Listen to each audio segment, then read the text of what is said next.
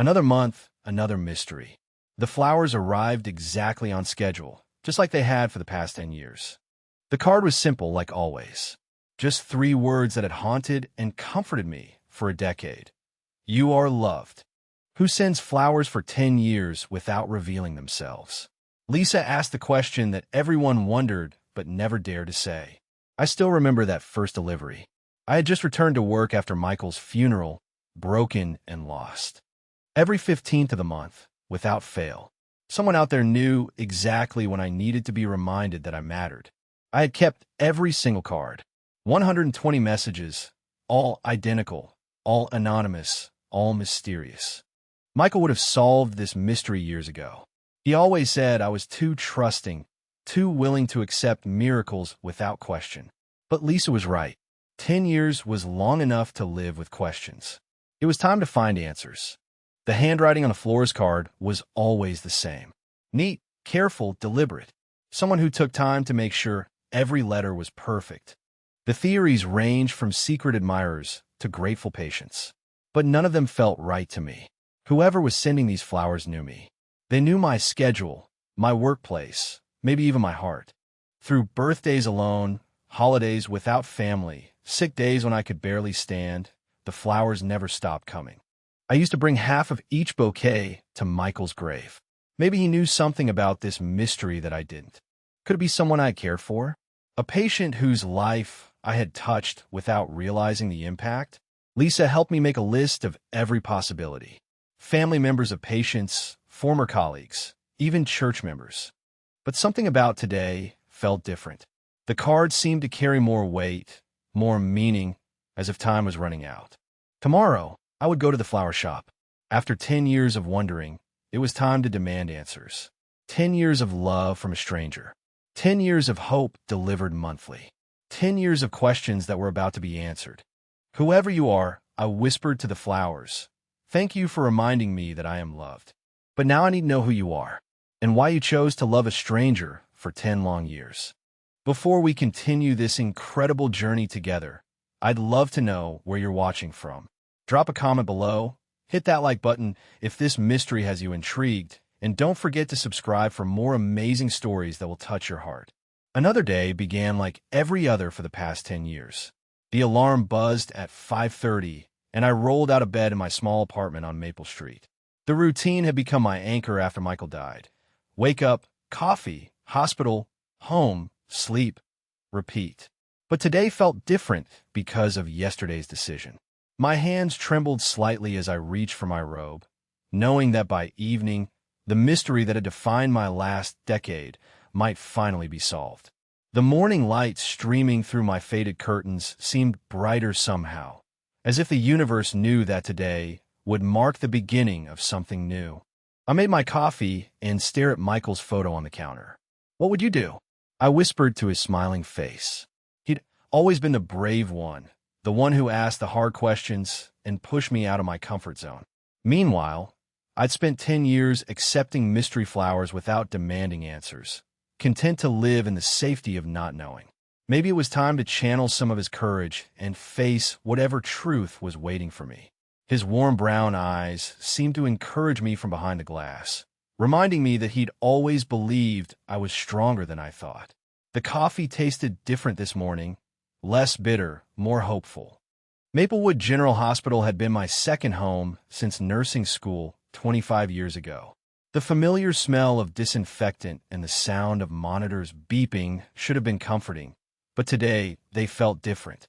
Every corner held memories of flower deliveries, of colleagues asking questions I couldn't answer, of mysterious gifts that had become both my greatest comfort and deepest puzzle. As I walked through the lobby, I wondered how many of these people had witnessed my monthly ritual of receiving flowers from an unknown sender. Had they formed their own theories about who cared for me so faithfully? The thought made my cheeks warm with embarrassment and curiosity. I caught my reflection in the locker room mirror and barely recognized the woman staring back at me. When had I become this person? This woman who lived half a life, who accepted love from strangers but couldn't open her heart to the possibility of real connection. My auburn hair had grown longer over the years, and my blue eyes carried a weariness that hadn't been there when Michael was alive. His death had frozen me in time, but maybe these mysterious flowers were trying to thaw something inside me. Today, for the first time in years, I saw a flicker of the old Emma in my reflection, the one who used to believe in possibilities and second chances. My first rounds took me through the cardiac wing, where I'd worked for 15 years. Each patient room told a story of love and loss, of families gathering around bedsides, of hope and healing battling against despair. I'd witnessed thousands of these stories, but somehow I'd forgotten that I deserved one of my own. The flowers had been trying to remind me of that for a decade, hadn't they? As I checked on Mr. Henderson in room 308, I noticed how his wife held his hand even while he slept, and I felt a pang of longing for that kind of devotion. Maybe my mystery center understood that longing better than I did. "You look like you didn't sleep," Lisa said, joining me at the coffee machine during our first break. She'd been my closest friend since her divorce 3 years ago, and she knew me well enough to recognize when something was weighing on my mind. Her dark eyes searched my face with the kind of concern that only true friends possess. "Are you really going to investigate those flowers today?" Her voice carried both concern and excitement, like she was watching me wake up from a very long sleep. I appreciated how she didn't try to talk me out of it. She just wanted to make sure I was ready for whatever I might discover.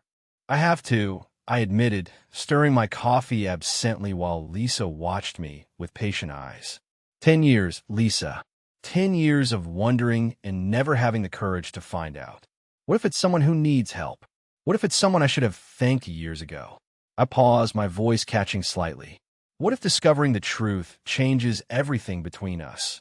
Me and this anonymous person who's been my constant companion through the worst years of my life.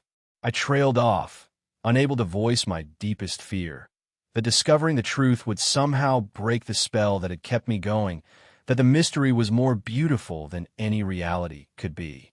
During my next rounds, I found myself really looking at my patient for the first time in years, seeing them as whole people with stories and dreams rather than just medical cases. Mrs. Patterson in room 312 reminded me that healing wasn't just about medicine.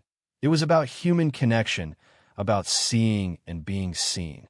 Had I been so focused on just doing my job efficiently that I'd missed the deeper purpose of my calling? The flowers seemed to understand something about love and service that I'd forgotten in my grief. As I adjusted her for, she squeezed my hand and said, "You have kind eyes, dear. Someone raised you right." The words hit me harder than they should have. Lunch was a solitary affair, as it had been for years. I picked at my salad and watched the other staff laughing and sharing stories at nearby tables, feeling like I was observing life through a window rather than participating in it. When had I become so isolated, even in a building full of people who cared about me? The realization stung. Even here, surrounded by colleagues who asked about my mysterious flowers and genuinely worried about my well-being, I felt like I was watching life from behind glass. The mysterious flower sender had seen something in me worth loving for 10 long years. But could I learn to see it in myself? Maybe that was the real gift they'd been trying to give me. As my shift ended, I stood at the hospital exit and took a deep breath of the crisp Tennessee air. Bloom and Petals Flower Shop was just 3 blocks away on Main Street, closer than I'd ever realized. After 10 years of questions, 10 years of grateful acceptance, I was finally ready for answers.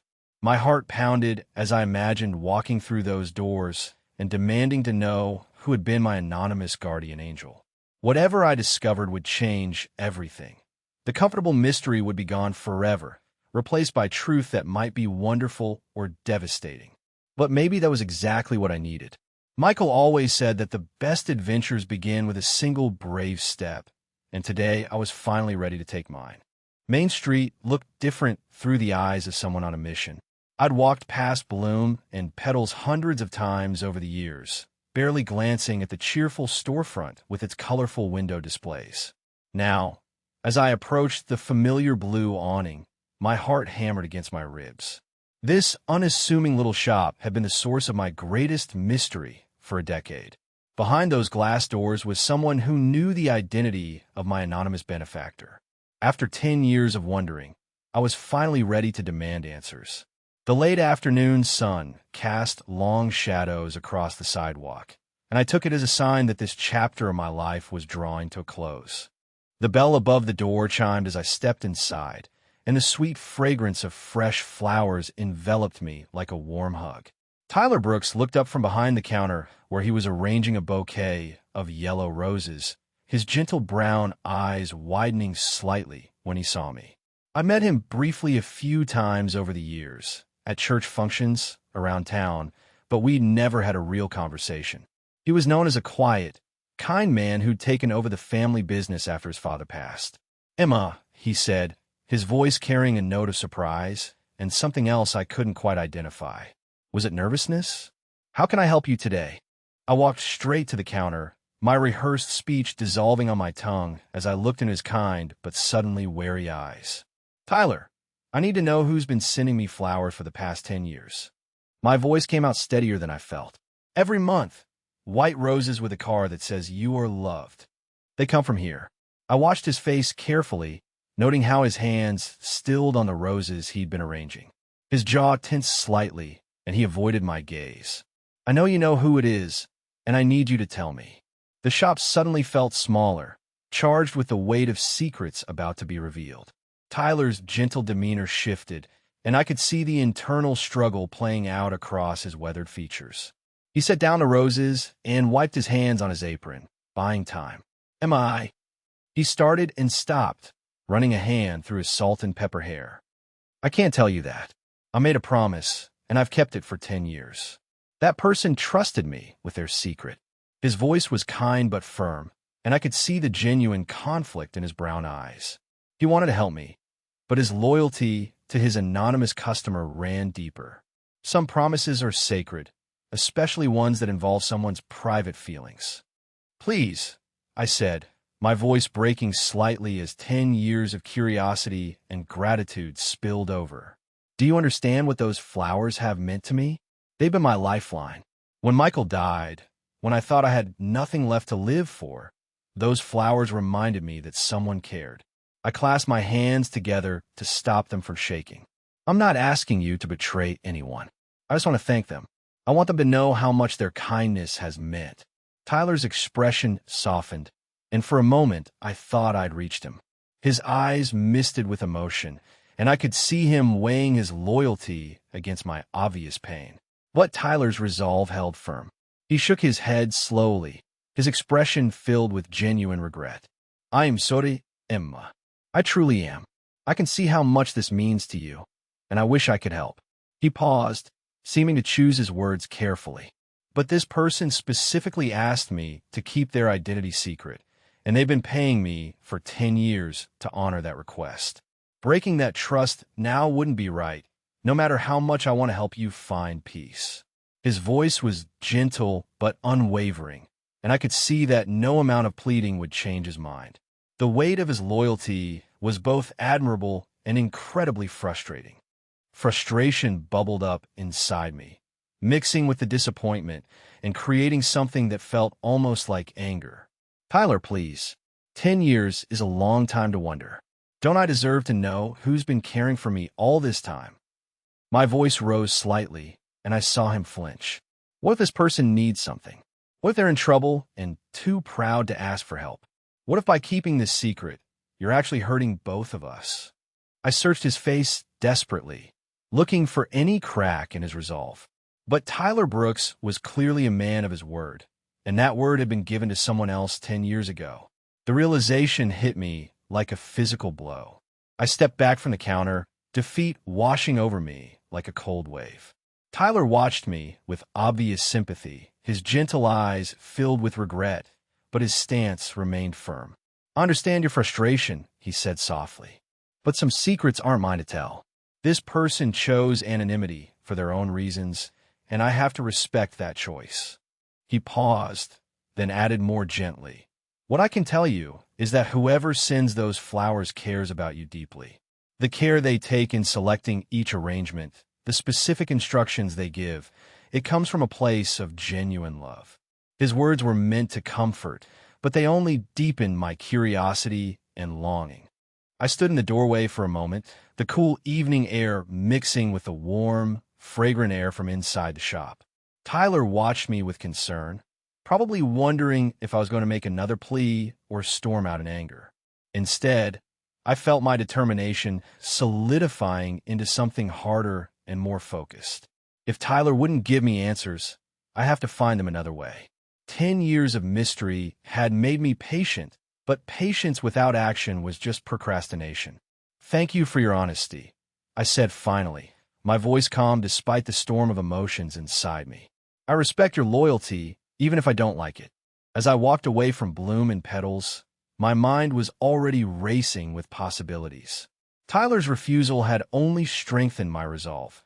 Whoever was sending those flowers had gone to great lengths to remain anonymous, which meant their identity was worth protecting. But it also meant their identity was worth discovering. The evening air was crisp against my face, and the streetlights were beginning to flicker on a long Main Street. I've been passive for 10 years, grateful but curious. Now, I was going to become an active participant in solving my own mystery. If Tyler wouldn't give me answers, I'd find them myself. The hunt had officially begun. Back in my apartment that evening, I transformed my modest living room into a detective's headquarters. Every single flower card from the past 10 years lay spread across my coffee table like pieces of a complex puzzle waiting to be solved. 120 identical messages, each one carefully preserved in the small wooden box I kept on my bookshelf. The lamplight cast shadows across the white cardstock, and for the first time, I wasn't looking at them with gratitude alone, but with the sharp focus of an investigator. There had to be clues hidden in plain sight. Tyler's refusal had only convinced me that this mystery was worth solving, that whoever had been caring for me deserved to be found and properly thanked. I rolled up my sleeves and prepared to examine every detail I'd previously overlooked. I started with the handwriting, using the magnifying glass I'd borrowed from Michael's old desk drawer. Each card bore the same message in identical script: "You are loved." The handwriting was neat and careful, but as I examined it more closely, I noticed subtle variations. The pressure of the pen changed slightly over the years. Some cards had deeper impressions, others lighter touches, as if the writer's hand had grown less steady with time. The ink was always black, but from different pens, sometimes ballpoint, sometimes felt tip. This suggested someone who wrote each card individually, taking time and care with every single message. It wasn't printed or mass-produced. This was personal, intimate, deliberate. Someone had sat down 120 times over 10 years and carefully crafted each message by hand. The next day at work, I enlisted Lisa's help in a new approach. "What if it's someone connected to the hospital?" I asked as we sat in the break room during our lunch hour, surrounded by old patient files I'd quietly pulled from records. "Think about it. They know my schedule. They know where I work. They started sending flowers right after Michael died." Lisa nodded thoughtfully, her dark eyes scanning the list we'd made of possibilities. We began reviewing cases from 10 years ago, looking for patients or family members who might have felt particularly grateful for my care. The process was exhausting and emotional, revisiting the faces and stories of people I'd helped during some of their darkest moments. Each name brought back memories of midnight vigils, family conferences, and the countless small acts of compassion that had defined my nursing career. As I flipped through the files, memories flooded back with startling clarity. Mrs. Johnson, whose husband died of a heart attack while I held her hand in the waiting room. The Martinez family, whose teenage daughter survived a car accident thanks to the quick thinking of our trauma team. Mr. Peterson, who spent his final weeks in our hospice care, telling me stories about his late wife while I adjusted his morphine drip. Each case had touched my heart, but at the time, I'd been so wrapped up in my own grief over Michael that I might have missed how deeply my care affected others. Had one of these families been so moved by my compassion that they'd dedicated a decade to reminding me of my worth? The possibility was both humbling and overwhelming, making me realize how much impact we can have on others without ever knowing it. Lisa and I spent the afternoon systematically going through discharge records, death certificates, and follow-up notes from that crucial period 10 years ago. Look for anyone whose case was particularly emotional Lisa suggested, her practical mind focusing our search. Someone who might have felt that your care went above and beyond. We identified 15 potential candidates, patients or family members who had written thank you letters, sent small gifts, or mentioned me specifically in their feedback forms. But as we researched further, we discovered that several had moved away, some had passed away themselves, and others seemed unlikely to have the means or inclination to send monthly flowers for a decade. The systematic approach was yielding results, but not the breakthrough I desperately wanted. Still, each eliminated possibility brought me one step closer to the truth. That evening, I continued my investigation while making a simple dinner of pasta and salad. My kitchen counter was covered with notes, timelines, and theories. I'd created a detailed chart of every flower delivery date, cross-referenced with my work schedule, holidays, and significant personal events.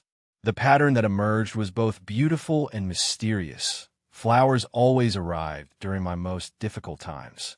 The anniversary of Michael's death, my birthday when I was fighting pneumonia, Christmas when I'd been scheduled to work alone. Somehow, my anonymous benefactor had known exactly when I needed comfort most. This wasn't random kindness. This was someone who understood my life, my struggles, my schedule with intimate precision. The realization sent chills down my spine and filled me with an even deeper sense of wonder and gratitude. During my break the following day, I found myself in the hospital chapel, a small, peaceful room where families often came to pray for their loved ones. I wasn't particularly religious, but something about the quiet space helped me think more clearly. Sitting in the simple wooden pew, I reflected on the past 10 years and the consistent thread of anonymous love that had run through them. Whoever was sending these flowers had shown more faithful devotion than some of my own family members. They'd never missed a month, never forgotten a significant date, never let distance or circumstances interfere with their caring. This wasn't casual kindness. This was a commitment, a calling, a love so pure that it asked for nothing in return except the knowledge that I felt cared for. The spiritual dimension of such selfless love wasn't lost on me, even in my confusion about its source. I began looking at my colleagues and regular hospital visitors with new eyes, wondering if my mystery sender might be hiding in plain sight. Could it be Dr. Williams, who'd been so supportive after Michael's death?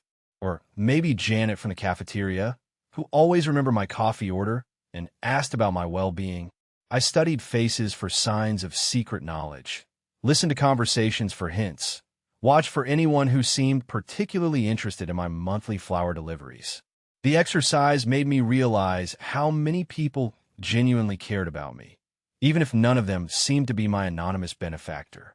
It was both comforting and frustrating to discover that I was more loved than I'd realized, but still no closer to solving the central mystery that had consumed my thoughts for the past week.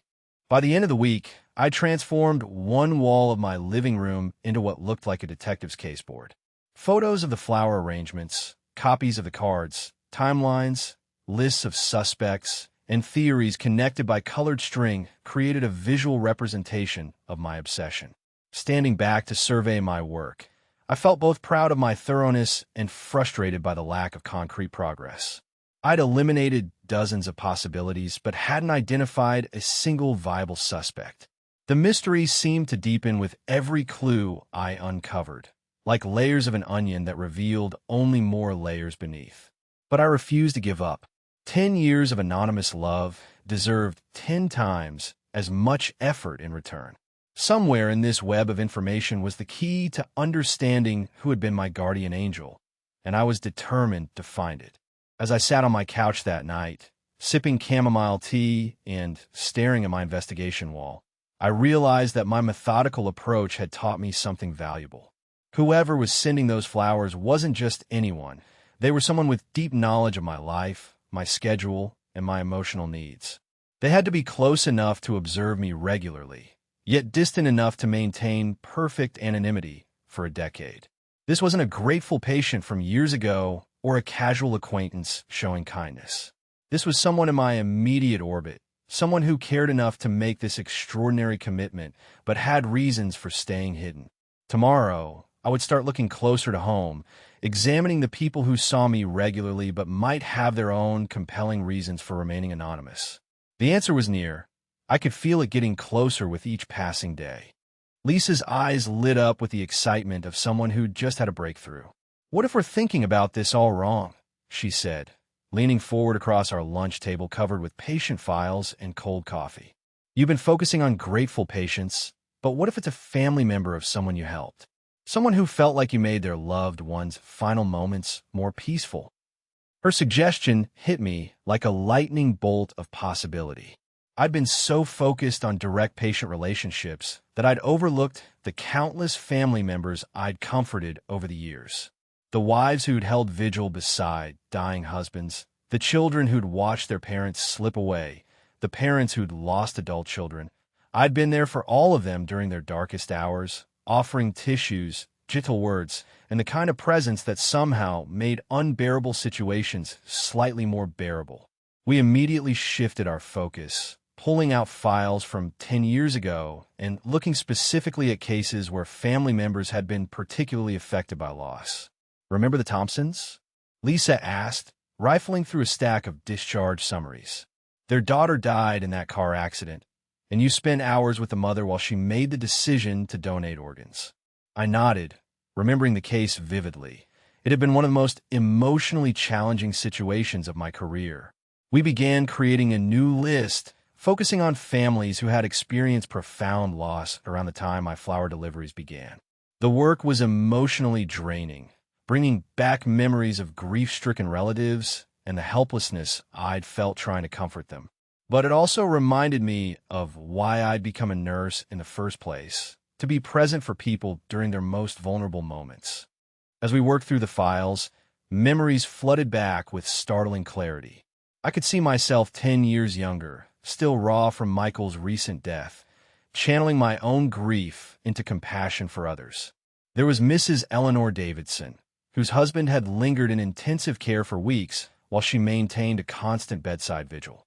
I brought her coffee, listened to stories about their 50-year marriage, and held her hand when the doctors finally said there was nothing more they could do. She'd been so grateful for my presence, telling me repeatedly that my kindness had made the unbearable somehow bearable. But then she'd moved away to live with her daughter in another state, and I'd lost touch with her completely.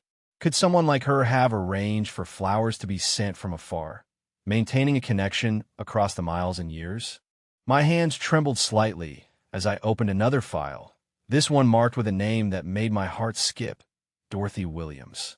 The memories came rushing back, an elderly woman whose husband Robert had died of pancreatic cancer in our hospice wing.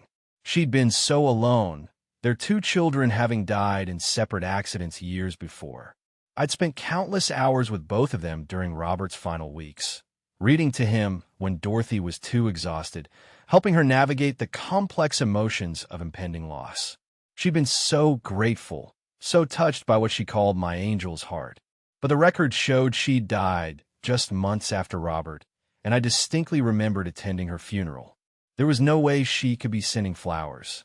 Yet something about her case nagged at me, some detail I couldn't quite grasp floating just beyond my conscious memory. "Emma, you went to her funeral," Lisa said gently when I mentioned Dorothy Williams as a possibility. "I remember because you took the afternoon off and came back looking so sad. You said it reminded you too much of losing Michael." She was right, of course. I could clearly remember standing in the small funeral home, looking at Dorothy's peaceful face and feeling overwhelmed by the parallel to my own loss. The service had been tiny, just a handful of people from her church and a few hospital staff. But something about that day felt important, though I couldn't pinpoint why. Maybe it was the finality of it, the realization that some of the people we care for simply slip away from our lives forever, leaving only memories and the hope that our kindness mattered to them. Yet I couldn't shake the feeling that Dorothy's story wasn't as finished as I believed. Despite Lisa's logical objection, I couldn't let go of the Dorothy Williams connection. After our shift, we made our way to the hospital's records storage room, a dusty, forgotten space where older files were kept before being digitized. I was looking for something, though I wasn't sure what. Maybe family contact information or details about her final arrangements that might spark a memory. The smell of old paper and filing cabinets filled my nostrils as we searched through boxes marked with dates from a decade ago. It was tedious work, but I felt driven by an intuition I couldn't explain. Somewhere in these files was a piece of the puzzle I'd been missing, a connection that would make sense of the Dorothy Williams angle that my heart insisted was important, even if my head couldn't figure out why. And then I found it, a document that made me question everything I thought I knew. Dorothy Williams' death certificate was there, dated just 3 months after Robert's passing, exactly as I remembered. But there was also an addendum, a correction filed weeks later. According to the updated paperwork, there had been an administrative error. Dorothy Williams had been mistakenly declared dead due to a mix-up with another patient's records. She had actually recovered from her illness and been discharged to a long-term care facility. My hand shook as I read the correction notice. Dorothy Williams might still be alive, which meant she could potentially be my anonymous flower sender. But why hadn't anyone told me about the error? Why had I been allowed to believe she was dead when she was actually living somewhere in the area, possibly thinking of me every month on the 15th? Lisa's eyes widened as she read over my shoulder. "This is incredible," she whispered. "But Emma, if she's been alive this whole time, why hasn't she visited? Why the secret flowers instead of just coming to see you?" The questions Lisa raised were valid and troubling. If Dorothy was alive and grateful enough to send monthly flowers, why maintain such elaborate secrecy? Was she too proud to reveal her survival after we'd all mourned her death? Was she embarrassed by the administrative error that had led to the confusion? Or was there something else, some reason she needed to remain hidden while still expressing her gratitude? The discovery opened up new possibilities, but also new questions, making the mystery both more solvable and more complex than I'd imagined. As we walked to our cars that evening, my mind was racing with possibilities and plans. "I need to find out which long-term care facility she went to," I told Lisa, clutching the corrected death certificate like a treasure map. "If Dorothy Williams is alive and living somewhere in the area, I'm going to find her." The evening air felt charged with potential, like the atmosphere before a summer storm. After 10 years of mystery, I might finally be close to answers. The thought was both exhilarating and terrifying. What would I say to someone who'd been presumed dead for a decade? How do you thank someone for 10 years of anonymous love? And what if I was wrong, and Dorothy Williams wasn't my flower sender after all? But I had to try. The possibility was too significant to ignore. Sitting in my car under the dome light, I studied the document one more time, memorizing every detail. The long-term care facility was listed as Sunset Manor, a place I'd heard of but never visited. According to the paperwork, Dorothy had been transferred there nearly 10 years ago, right around the time my flower deliveries had begun. The timing was too perfect to be coincidental.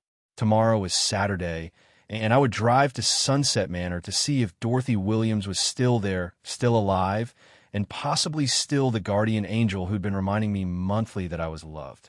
My hands trembled with anticipation and nervous energy. After all these years of wondering, I might finally be about to meet the person who'd kept my heart alive through my darkest decade. The very possibility made me feel more alive than I had in years. Saturday morning arrived with an unusual weight of anticipation that made sleep impossible. I'd been lying awake since 4 a.m., staring at the ceiling and rehearsing what I would say to Dorothy Williams if I found her at Sunset Manor. The questions seemed endless and overwhelming. How do you approach someone who's been presumed dead for 10 years? How do you thank someone for a decade of anonymous kindness without seeming like you're intruding on their privacy? What if she denied sending the flowers? What if she was too ill to remember me? The uncertainty was both thrilling and terrifying, like standing at the edge of a cliff, knowing that the jump would either lead to flight or a devastating fall. But I had to know. After 10 years of wondering, I couldn't let fear stop me from finding the truth. Before heading to Sunset Manor, I made one final stop at Bloom and Petals. If Dorothy was indeed my flower sender, there was a slim chance that today, the 15th of the month, there might be an issue with the regular delivery, since I was planning to confront her directly. I wanted to see if Tyler showed any signs of knowing what I was about to discover. The morning sun cast long shadows across Main Street as I approached the familiar storefront, my heart hammering with the knowledge that this might be the last time I visited this shop as someone living with an unsolved mystery. In a few hours, I might finally have all the answers I'd been seeking. The thought made my palms sweaty and my breath shallow, but I pressed forward with determination born of a decade's worth of curiosity. The moment I walked into Bloom and Petals, I knew something was wrong. Tyler was behind the counter, but instead of his usual calm demeanor, he looked genuinely distressed. His salt and pepper hair was disheveled, as if he'd been running his hands through it, and his kind brown eyes held a worry I'd never seen before. When he looked up and saw me, his face went pale. "Emma," he said, his voice strained and uncertain. I was hoping you wouldn't come in today." The admission hung between us like a confession, confirming what I'd suspected. He knew exactly who had been sending my flowers, and something had changed. Something was wrong with my mysterious benefactor, and Tyler was struggling with whether or not to tell me what it was. "Tyler, what's wrong?" I asked, my voice barely above a whisper as a cold dread settled in my stomach. His obvious distress was infectious, and I could feel my pulse quickening with fear. He avoided my gaze, fidgeting with flower stems on the counter in a nervous gesture that told me everything I needed to know. Whatever was happening was serious. "Is it about the flowers?" "About whoever's been sending them." I pressed, stepping closer to the counter. The sweet fragrance of the shop, which had always been comforting, now seemed cloying and heavy. Tyler's reluctance to meet my eyes only intensified my growing alarm. Something had happened to my anonymous guardian angel, and Tyler was torn between his loyalty to their secret and his obvious concern for my feelings. The protective instinct I felt surprised me. I didn't even know who this person was, but the thought of them being in trouble or pain made my heart ache. Tyler took a deep breath and finally looked directly at me, his gentle eyes filled with a mixture of sympathy and reluctance. "The person who's been ordering your flowers," he began slowly, choosing each word carefully. They're very sick, Emma. I got a call yesterday from someone at their care facility saying that they might not be able to continue the arrangement much longer." His words hit me like a physical blow, and I gripped the edge of the counter to steady myself. For 10 years, I'd taken those monthly deliveries for granted, never considering that my anonymous benefactor might be elderly, ill, or struggling with their own challenges. The realization that I might lose this connection before ever properly acknowledging it filled me with a panic I hadn't expected. How could I have been so selfish, accepting love for a decade without ever trying to give something back? "Where are they?" I asked urgently, my voice cracking with emotion. "Tyler, please. If they're sick, if they need help, I have to know. I've accepted their kindness for 10 years without ever saying thank you. I can't let them suffer alone when they've been taking care of me all this time." The irony wasn't lost on me. I've been searching for answers out of curiosity, but now I was desperate for them out of love and concern. Tyler looked torn between his promise to maintain their anonymity and his obvious recognition that circumstances had changed dramatically. The person who had cared for me so faithfully was now the one who needed care, and I was determined to provide it. My anonymous guardian angel had taught me about selfless love through their actions. Now was my turn to demonstrate what I'd learned. Tyler struggled visibly with his conscience, his loyalty to his longtime customer warring with his compassion for both of us. "Emma, I made a promise," he said weakly, but I could hear the resolve cracking in his voice. "They specifically asked me never to reveal their identity. What if they don't want to be found? What if they chose anonymity because they didn't want gratitude or recognition?" His questions were valid, but they seemed less important now in the face of potential loss. I realized that my decade of mystery might be coming to an end not through discovery, but through death, and the thought was unbearable. The person who had been my lifeline through the darkest period of my life was facing their own darkness, and I couldn't stand the thought of them facing alone. Whoever they were, they deserved the same faithful care they'd shown me. Tears I hadn't expected began streaming down my face as the full weight of the situation hit me. "Tyler, this person has been my guardian angel for 10 years. They've carried me through grief, loneliness, and despair without ever asking for anything in return. If they're sick and alone, then keeping their secret isn't protecting them, it's abandoning them. My voice broke as I continued. I'm a nurse. Taking care of people is what I do, what I'm trained for. If they need help, then maybe this is why our paths crossed in the first place. Maybe I was meant to find them, not just to say thank you, but to be there when they need someone most.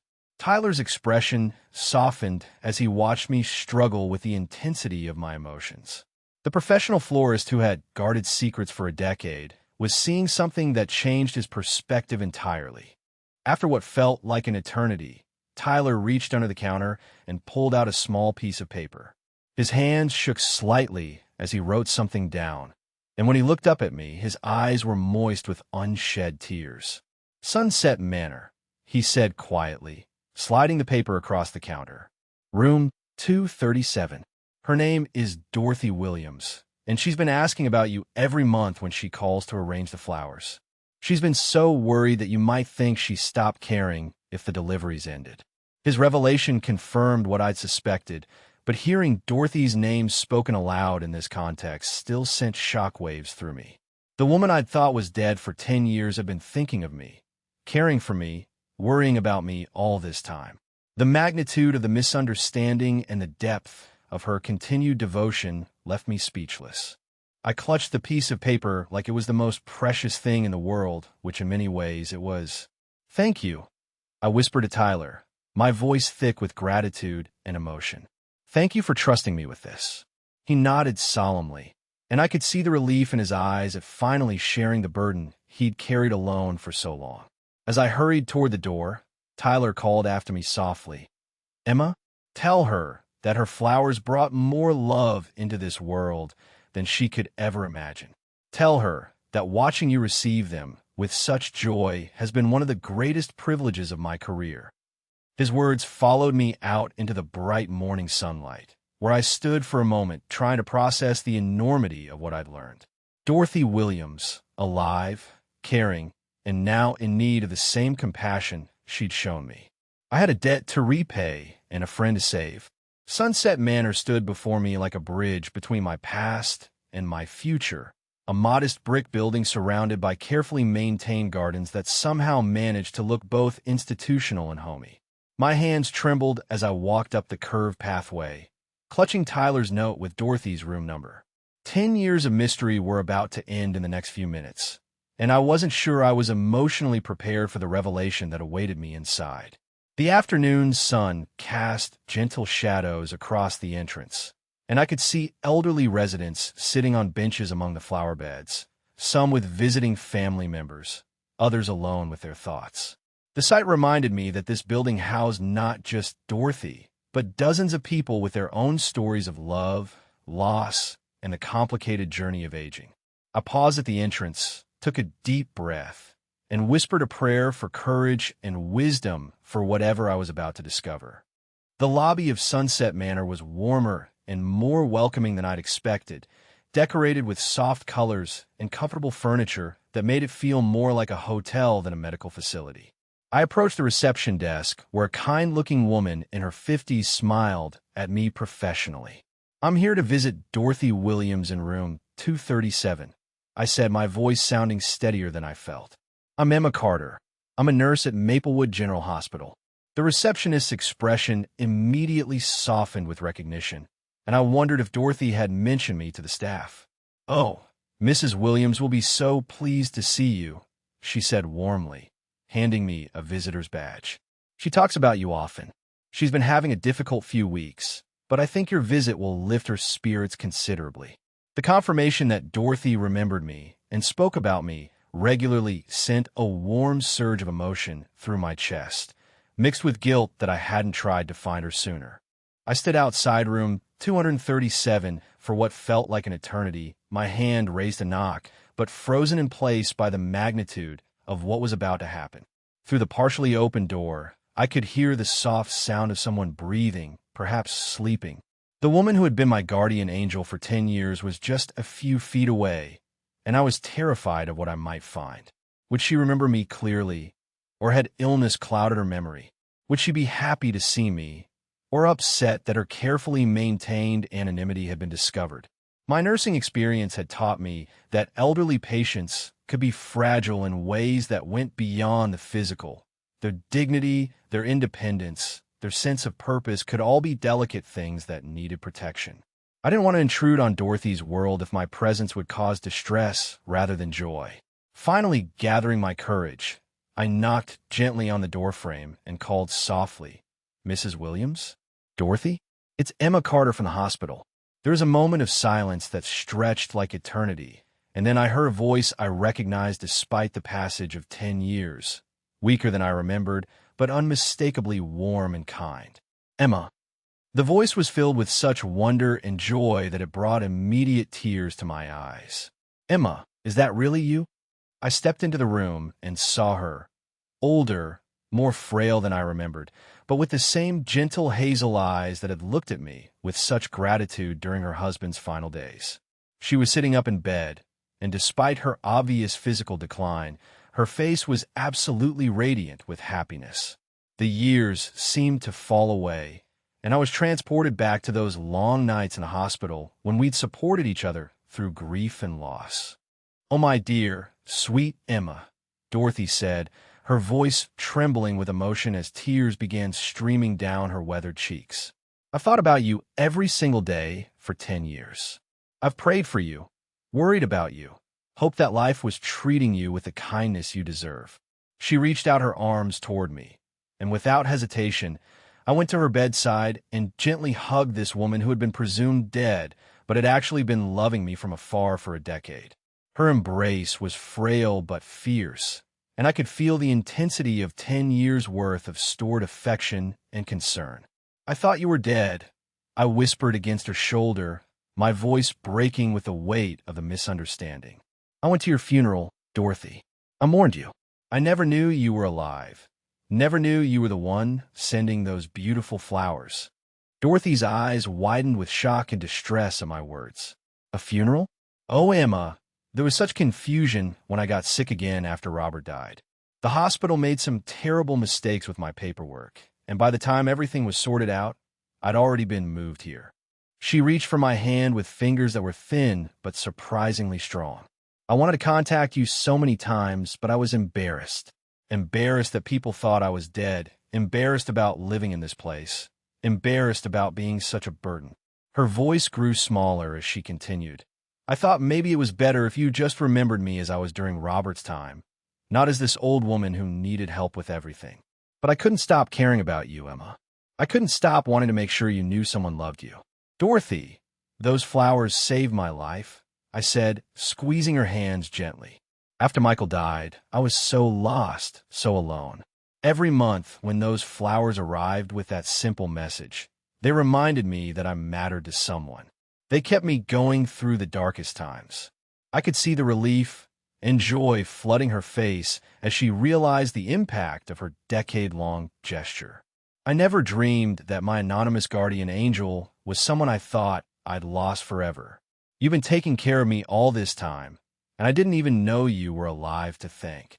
The irony wasn't lost on either of us. She'd been grieving what she thought was my ignorance of her survival, while I'd been grieving what I thought was her death. Two people who cared deeply about each other, separated by misunderstanding, but connected by love that transcended even the apparent barrier of death. "You were so kind to Robert and me during those final weeks," Dorothy continued, her voice growing stronger with emotion. "You treated us not just like patients, but like family. You listened to our stories, held our hands, made us feel human and dignified when everything else felt clinical and frightening." She paused, studying my face with intense affection. "When Robert died, I thought I would die too. I wanted to die.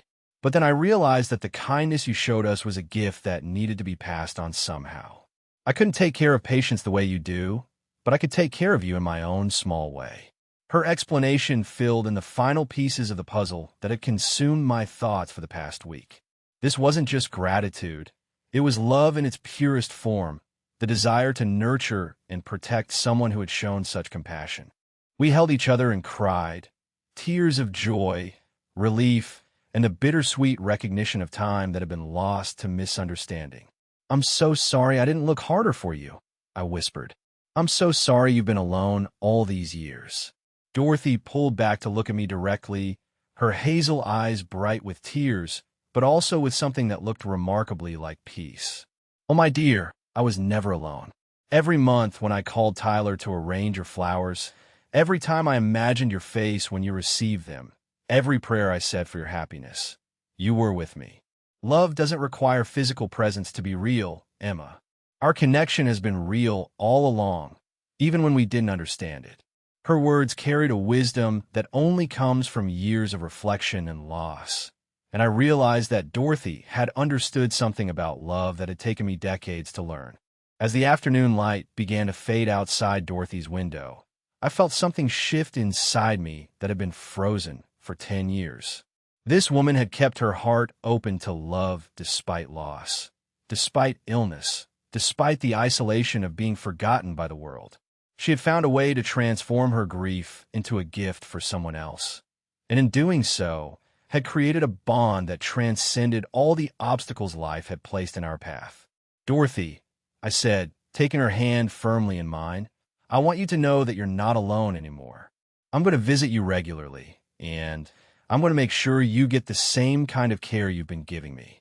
She smiled through her tears, and I could see in her eyes that this reunion had given her something she'd been missing too, the knowledge that her love had been received, recognized, and was being returned in full measure. As the golden afternoon light slowly faded from Dorothy's room, she settled back against her pillows with a distant look in her kind hazel eyes, as if she were seeing into a past that still lived vividly in her memory. "Emma, dear, I need to tell you the whole story," she said softly, her voice taking on the weight of years of carried sorrow. "You see, Robert and we weren't always alone in this world. We had two beautiful children, Sarah and Michael. The coincidence of the name made my heart skip, remembering my own Michael, but I remained silent, sensing that Dorothy needed to share this burden she'd been carrying. Sarah was our firstborn, such a bright, spirited girl who wanted to be a teacher. Michael was our baby, only 2 years younger, who dreamed of becoming a doctor like his grandfather. Her eyes glistened with unshed tears as she spoke their names, and I could feel the profound love that still lived in her voice after all these years. Sarah was 24 when she died in a car accident during a winter storm. Dorothy continued, her voice breaking slightly as the memories overwhelmed her. She was driving home from her teaching job at the elementary school, excited to tell us about her students' Christmas pageant. A drunk driver ran a red light, and she couldn't finish the sentence, but she didn't need to. I reached out and took her trembling hands in mine, offering the same comfort she had given to so many others. And Michael, our sweet Michael, he was in the Army, stationed overseas. 3 years after we lost Sarah, we got the call that every military family dreads. An improvised explosive device during a routine patrol. Her voice became barely a whisper as she relived the devastating phone call that had shattered what remained of her family. I felt tears streaming down my own face as I imagined the unimaginable pain of losing both children in such tragic, senseless ways. After we lost both our children, Robert and we just existed, Dorothy admitted, her voice hollow with the memory of that devastating period. We went through the motions of living, but our hearts were buried with Sarah and Michael. We had each other, but even that felt fragile, like we were two drowning people trying to save each other when neither of us had the strength to swim. She paused, looking directly at me with eyes that held decades of accumulated pain. When Robert got sick with the cancer, I was terrified, not just of losing him, but of being completely alone in a world that had already taken everyone I loved. I felt like I was being punished for some terrible sin I couldn't even remember committing. The raw honesty of her confession broke my heart, and I understood now why my simple acts of kindness during Robert's hospitalization had meant so much to her. She hadn't just been watching her husband die. She'd been facing the prospect of absolute solitude. "That's when you entered our lives like an angel, Emma," Dorothy continued, her voice growing stronger as she shifted from pain to gratitude. You weren't just Robert's nurse. You became his friend, and mine too. You listened to his stories about our children without looking bored or pitying. You laughed at his jokes, even when the morphine made them silly. You held my hand during those long nights when I was sure I couldn't watch him suffer for one more minute. I remembered those nights clearly now. The way Dorothy would sit beside Robert's bed, stroking his hair and whispering stories about their younger days. I had seen her love as something beautiful and heartbreaking, not realizing that she was already carrying the unbearable weight of losing 2 children. You treated us like we were your own family, Emma. You made Robert's final days peaceful instead of just painful, and you made me feel less alone than I'd felt since our children died. But it was more than that, Dorothy said, leaning forward slightly as if sharing a sacred secret. You had just lost your own husband, but instead of being consumed by your own grief, you poured your broken heart into caring for others. You showed me that love doesn't end with death. It transforms into something different, something that can heal and comfort even when the person we love is gone. Her words hit me with surprising force, because I hadn't realized that my actions during that dark period had been observed so carefully or had carried such meaning. Watching you honor your Michael's memory by caring for my Robert taught me something crucial about how to survive devastating loss. You showed me that grief can become a gift when we use it to understand and comfort others who are suffering. The profound insight left me speechless, realizing that while I thought I was simply doing my job, Dorothy had been learning from me how to transform pain into purpose. When Robert died, I wanted to die too, Dorothy admitted, her voice steady now with the conviction of someone who had found meaning in suffering. I had lost my children, my husband, and I felt completely invisible to the world. But then I remembered how you had made us feel seen, valued, loved during our darkest time. I realized that I had been given a gift, the example of how to love someone through their pain without expecting anything in return. She smiled through her tears, and I could see the transformation that had taken place in her over the years since Robert's death. I knew I couldn't take care of patients the way you do, but I could take care of you. I could make sure that the woman who had taught me about selfless love never forgot that she was loved in return. Every month when I arranged those flowers, I was honoring not just my gratitude to you, but the memory of Robert, Sarah, and Michael, channeling their love through me to you. The full magnitude of what Dorothy had been doing for 10 years finally hit me like a revelation. She hadn't just been sending flowers.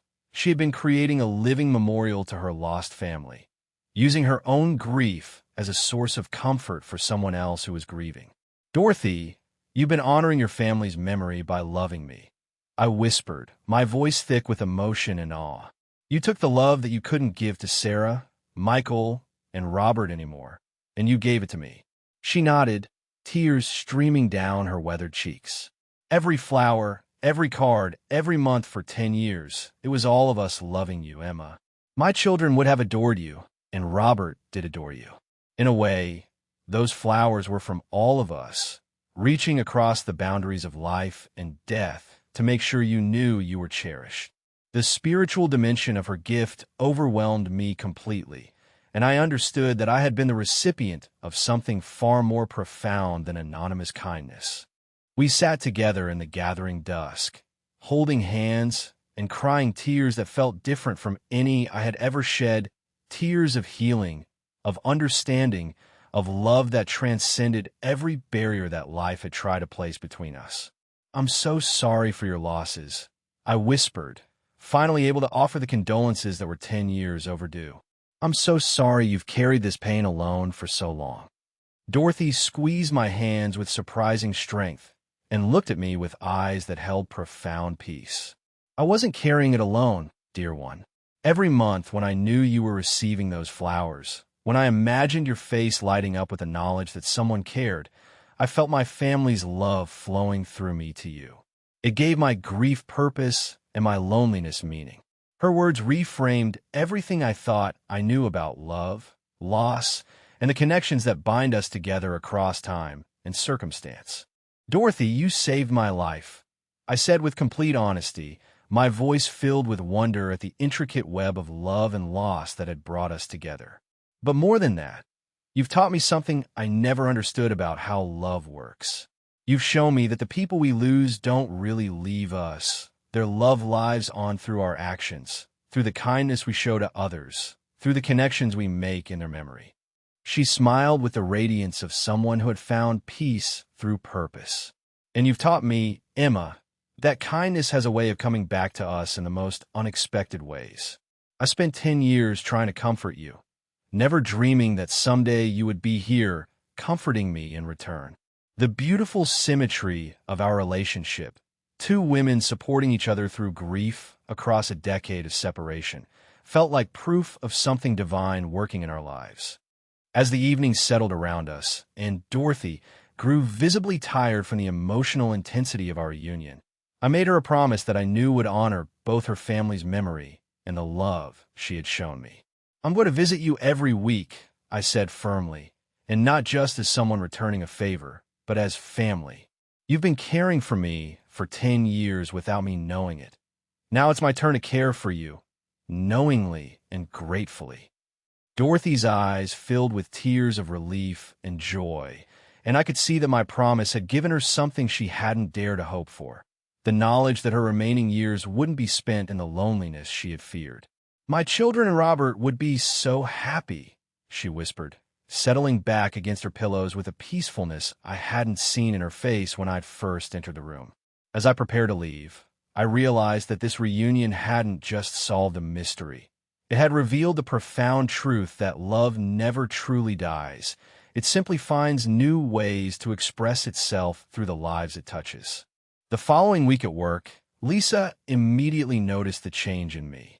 "You look different," she said as we sat in the break room, sharing our morning coffee ritual. "There's something in your eyes that hasn't been there in years, like you found a piece of yourself that was missing." She was right, though I struggled to put the transformation into words. Meeting Dorothy and understanding the source of my decade-long mystery had done something profound to my spirit. It wasn't just that I'd solved the puzzle of the anonymous flowers. It was that I discovered a connection that transcended death, loss, and even the barriers of assumed endings. Dorothy's story had shown me that love doesn't disappear when people die. It transforms and finds new channels through which to flow. The realization had awakened something in me that I hadn't even realized was sleeping, a capacity for hope and connection that I'd buried along with Michael 10 years ago. True to my promise, I began visiting Dorothy every Tuesday afternoon, and the change in both of us was remarkable. She seemed to grow stronger and more animated with each visit, as if having someone to share her memories with had given her renewed purpose and vitality.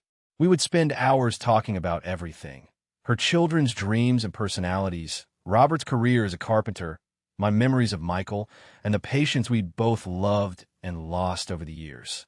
Dorothy had an incredible gift for listening, and I found myself sharing stories and feelings I'd kept buried for a decade.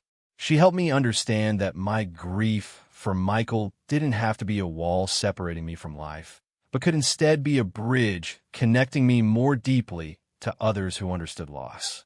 Our friendship was healing wounds in both of us that we'd carried far too long. Dorothy kept photo albums filled with pictures of Sarah and Michael, and she delighted in sharing their stories with me. Sarah had been a gifted artist who painted watercolor landscapes in her spare time, and Michael had volunteered at animal shelters throughout his teenage years, dreaming of becoming a veterinarian before choosing military service. "They would have loved you," Dorothy would say repeatedly, showing me pictures of family holidays, graduations, and ordinary moments that had become precious beyond measure after they were gone. I found myself falling in love with these two young people I'd never met, understanding them through their mother's eyes, and seeing how their personalities had shaped the woman who had become my anonymous guardian angel. Through Dorothy's stories, Sarah and Michael became real to me, and I began to understand how their love was still actively present in the world through their mother's continued acts of kindness. Our visits evolved beyond just talking as I discovered Dorothy's artistic talents, inherited from her daughter Sarah. We began working on craft projects together, creating greeting cards for other residents who rarely received mail, making decorative items for the common areas, and even starting a small scrapbook documenting the friendships Dorothy had formed with other residents over her years at Sunset Manor. The creative work gave us something productive to focus on while we talked, and I watched Dorothy's confidence and sense of purpose bloom as she realized her skills were still valuable and appreciated. She taught me watercolor techniques that Sarah had shown her years ago, creating a beautiful connection across generations and bridging the gap between her lost daughter and her found friend. These Tuesday afternoons became the highlight of both our weeks, a sacred time when past and present merged into something healing and hopeful. One of the most beautiful developments in our friendship was watching Dorothy emerge from the isolation she'd maintained since arriving at Sunset Manor. With my encouragement, she began joining group activities, sharing meals in the common dining room instead of eating alone in her room, and even participating in the facility's weekly book club. Her stories about Sarah and Michael, told with love rather than overwhelming grief, captivated other residents who had their own tales of loss and love to share. Dorothy discovered that her decades of experience with profound loss had given her a unique ability to comfort others who were struggling with their own end-of-life challenges. She became an informal counselor and friend to several residents, channeling the same nurturing spirit that had led her to care for me anonymously for 10 years. Watching her transform from a lonely, forgotten woman into a vital member of her community was one of the most rewarding experiences of my life. My relationship with Dorothy profoundly changed how I approach my work at the hospital. I found myself looking at elderly patients and their families with new eyes, understanding more deeply the complex emotions surrounding end-of-life care. When I encountered family members who seemed overwhelmed by grief or guilt, I would think of Dorothy's story and find ways to help them see that their presence and love mattered more than they could possibly imagine. I began staying a few extra minutes with patients who seemed lonely, listening more carefully to their stories, and recognizing that sometimes the most powerful healing happens through simple human connection. Dorothy's example had taught me that every act of kindness, no matter how small, has the potential to ripple out in ways we never anticipate, touching lives across years and circumstances in patterns too beautiful and complex for us to fully understand. During one particularly meaningful visit, Dorothy shared an insight that changed my entire perspective on love and loss. "Emma, dear," she said as we worked on our latest craft project, "I used to think that when someone dies, we're supposed to let go of them and move on with our lives. But I've learned that's not how love works at all." She paused in her painting to look directly at me with those wise hazel eyes. "Real love doesn't end with death. It transforms. The love I had for Robert, Sarah, and Michael didn't disappear when they died. It became something different, something that could reach out and touch other lives like yours. That's why those flowers felt so important to me. They weren't just gifts. They were love in action, my family's love continuing to do good in the world through my hands." Her words resonated deeply within me, helping me understand that my own love for Michael could become a source of healing rather than just a source of pain. The most remarkable thing about our developing friendship was how it seemed to strengthen both of us in unexpected ways. Dorothy's health appeared to stabilize and even improve as she gained a renewed sense of purpose and connection. The nursing staff commented on her increased appetite, better sleep patterns, and more positive mood. Meanwhile, I found myself opening up to possibilities I closed off years earlier. For the first time since Michael's death, I could imagine a future that included more than just work and solitary grief. Dorothy helped me see that honoring Michael's memory didn't require me to remain forever isolated in my sorrow. Instead, I could honor him by living fully, loving openly, and using my own experiences with loss to help others navigate their journeys through grief. She showed me that healing doesn't mean forgetting. It means integrating our losses into a larger story of love that continues to grow and give. As winter turned to spring, Dorothy and I began making plans that extended beyond our weekly visits. She expressed interest in coming to see where I worked, meeting Lisa, and some of my other colleagues who had been part of the mystery-solving process. We talked about taking drives through the countryside when the weather improved, visiting the cemetery where Robert was buried, so I could properly meet the man whose final days had brought us together. Dorothy even mentioned wanting to visit the flower shop to thank Tyler personally for maintaining our secret connection for so many years. These future plans represented something profound for both of us: the ability to imagine tomorrow with anticipation rather than dread. Our friendship had become a bridge from survival to actually living, from existing in isolation to participating in community, from carrying grief as a burden to transforming it into a gift that could heal others. As I prepared to leave after one particularly meaningful visit, Dorothy took my hands in hers and looked at me with an expression of profound contentment. "Emma, I want you to know that these past few months with you have been the happiest I've experienced since losing my family. You've given me something I thought was gone forever: the joy of watching someone I love flourish and grow." Her words brought tears to my eyes because I felt exactly the same way about our friendship. "You saved my life 10 years ago without even knowing it," I replied, "and now you're teaching me how to really live again." We embraced with the fierce tenderness of two people who understood that love comes in many forms, that family can be chosen as well as born, and that sometimes the most profound connections develop from the most unexpected circumstances. Our bond, forged through mystery and strengthened through truth, had become something neither of us had anticipated but both of us desperately needed, proof that it's never too late for new beginnings and that love truly does find a way.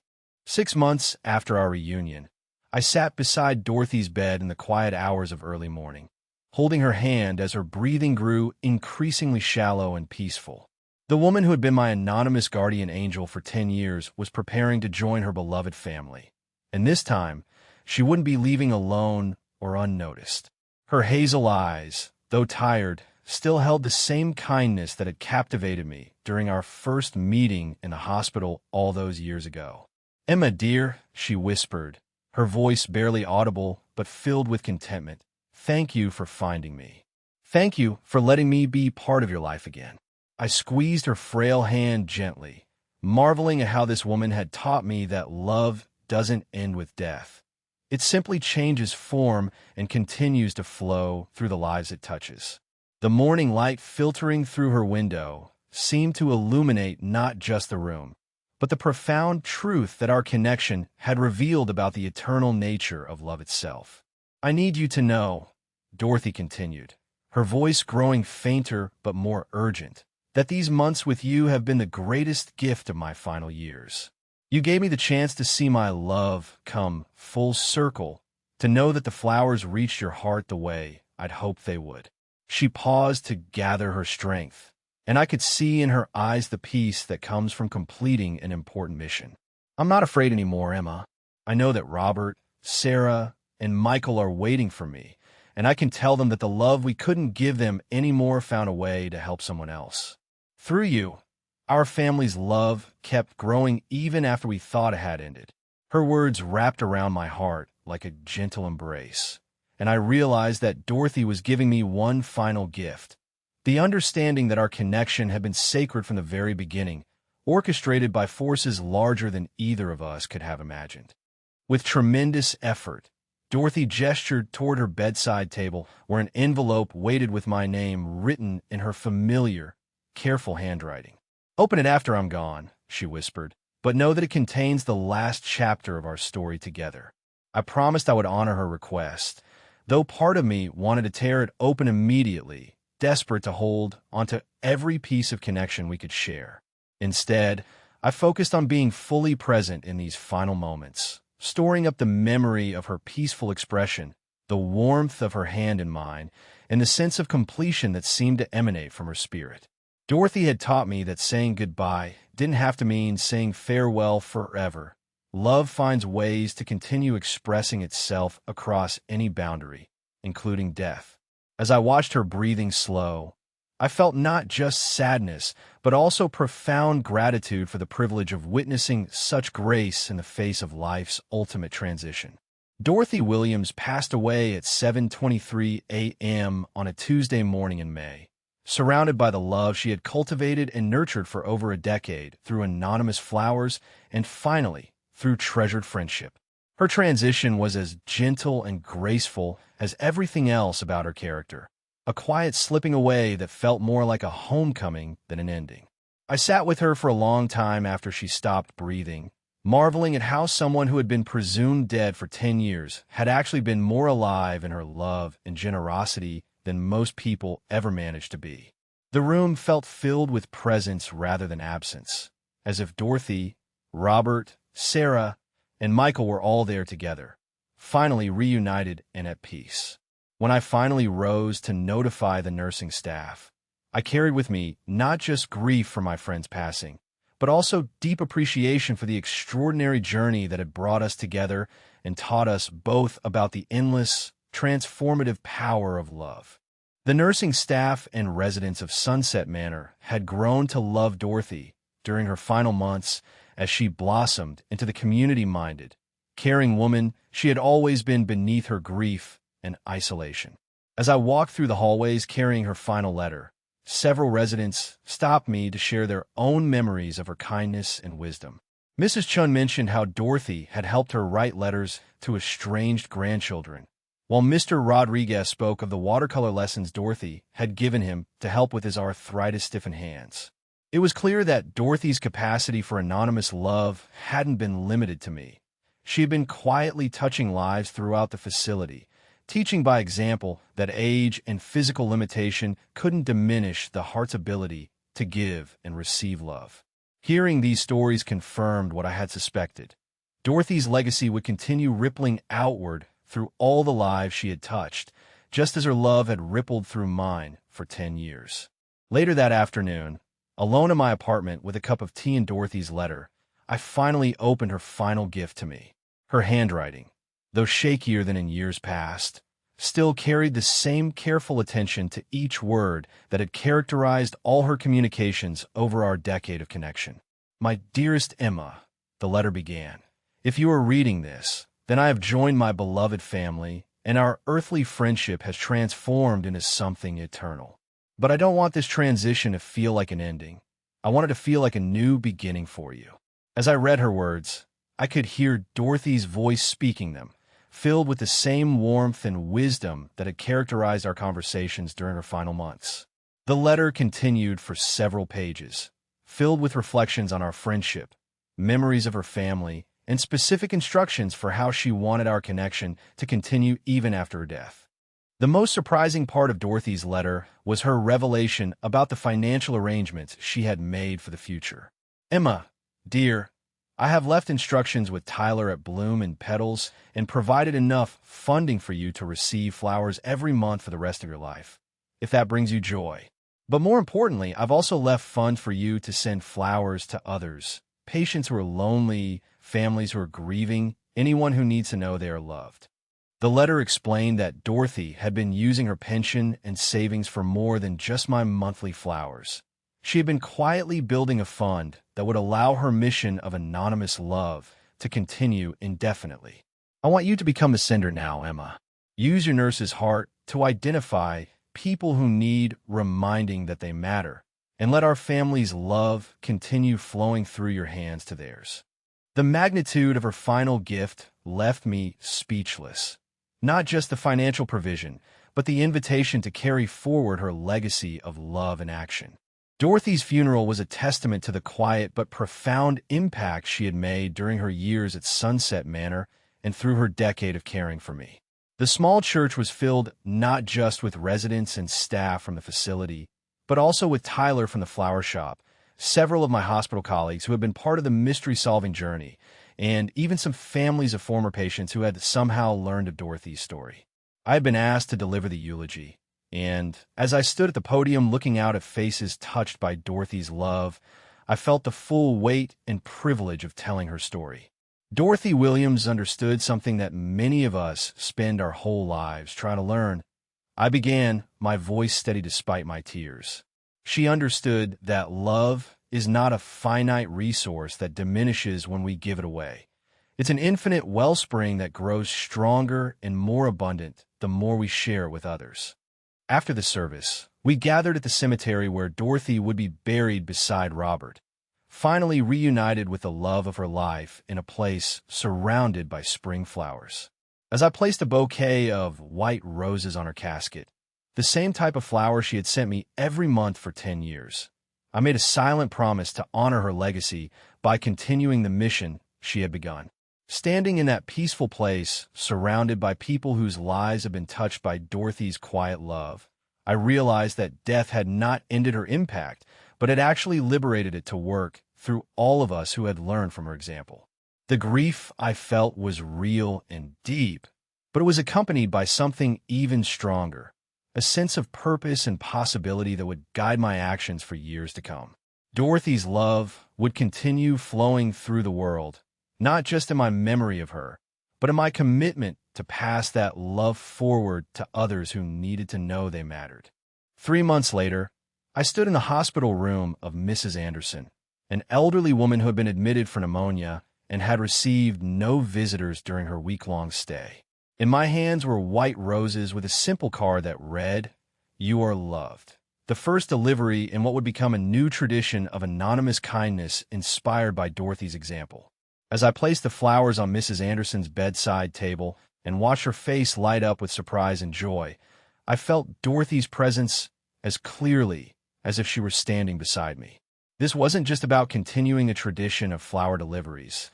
It was about perpetuating a legacy of love that refused to be limited by death, distance, or the boundaries we think separate us from each other. Over the past months, I had begun identifying patients and families who needed extra care and comfort, sending flowers, cards, and small gifts that reminded them they were seen and valued. Each delivery felt like a conversation with Dorothy, a way of thanking her for the decade of love she had given me by ensuring that her understanding of love's infinite nature continued to spread through the world. Thank you so much for joining me on this incredible journey of mystery, love, and discovery. If this story touched your heart, I'd love to hear from you in the comments below. Where are you watching from, and what did you think of Dorothy and Emma's beautiful connection? Don't forget to give this video a thumbs up if it moved you. And please subscribe to our channel for more amazing stories that celebrate the power of love, faith, and the unexpected ways we're all connected to each other.